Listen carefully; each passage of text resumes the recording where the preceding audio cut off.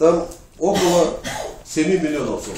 За это никто не предъявил обвинения, за то, что июля месяца меньше собрано. А июля месяца в 2009 году, когда я работал, июля месяца план был 37 миллионов 450. Фактически было собрано 37 миллионов 860, на 101%. Относительно 2008 году рост составляет почти 10 миллионов сумм. Август месяц, Свердловский район. В 2008 году план был 17 миллионов, факт 24 миллионов, собрано 136%. В августе по Свердловске 35 миллионов план, было собрано 35-14, было собрано 35 миллионов. Теперь я хотел подытожить именно по Свердловскому району. Меня обвиняют по Свердловскому району.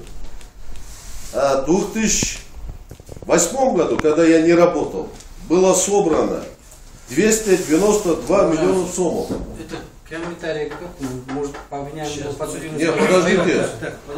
Вы же меня обвиняете по деньгам, что я не поступил. Я хочу сказать, почему у меня нету таблицы. Показания дайте. Может, вот так лучше сделать. Сейчас мы допрашиваем. У меня последняя цифра. Специалиста. Лучше задавать вопросы, которые нам... Ваша честь, я вас понял. Просто вот в финансовых документах, именно налоговых поступлениях, без цифры это невозможно говорить. Меня обвиняют о том, что поступило 1 200 000. Я к этому хочу подвести. Вот в 2008 году фактически было собрано 292 миллиона сумм, Татьяна Михайловна. А в 2009 году, когда я работал, было собрано 418. Рост составил 143%. Вот у меня теперь вопрос. Вы скажите, вот, что наконец-то прокуроры поняли. Как можно обвинить, если относительно предыдущего месяца налоговый орган или таможенный орган не выполнил предусмотренный план меньше, чем предыдущего месяца? Можно обвинить человека и посадить? Ну, я, конечно, не прокурор, насчет обвинить я не знаю, да? Вот финансово. Я просто хочу сказать одну вещь, что, значит, в среднем вот за эти годы, я очень много занимаюсь аналитикой, значит, примерно плановые цифры каждого года, они росли в среднем на 22% ежегодно в целом по республике.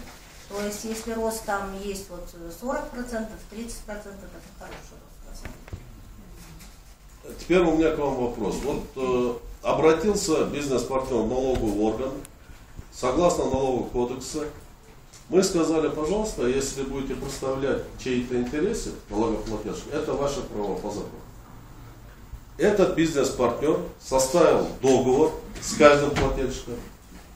Каждый плательщик дал доверенности, что они могли взять квитанцию, пойти в налоговый орган, выписать по этой квитанции патент и принести им отдачу. Как вы считаете, это нарушение? Ну, значит, бизнес... Здесь, я прошу прощения, для уточнения, никакого письменного указания, никакого приказного указания, никакого лоббирования, никакого права со стороны, особенного права со стороны налоговых органов не было дано. Было дано, написано, что в рамках налогового кодекса. Ну, со стороны фирмы бизнес-партнер, вот она так называется, да, я думаю, что это было излишне, допустим, приходить в налоговую службу и спрашивать какое-то разрешение, потому что налоговая служба и не имела права, и не могла такое разрешение давать. Это просто своего рода ведение бизнеса, ну, типа брокерской деятельности. Это нормально. Что касается вот самой процедуры, что они заключали договор с налогоплательщиками, оказывали им услуги по исполнению налоговых обязательств, но это в рамках закона. Вот тогда, когда это в 2009 году,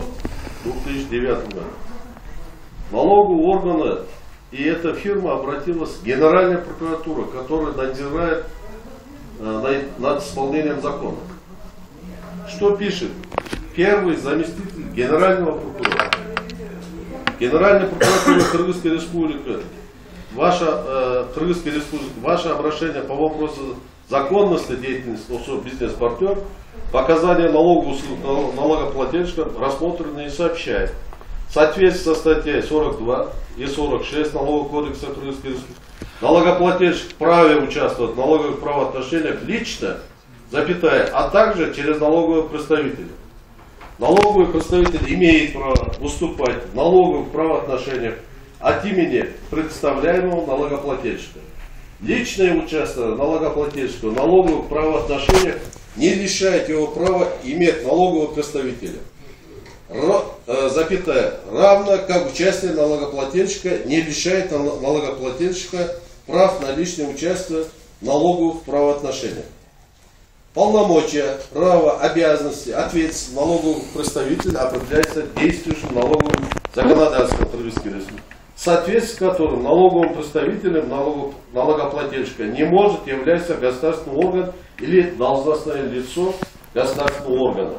Таким образом, деятельность ОСО «Бизнес-партнер» по оказанию налоговых услуг налогоплательщикам не противоречит действующему законодательству Крымской Республики. Первый заместитель Генерального прокуратуры Насизов.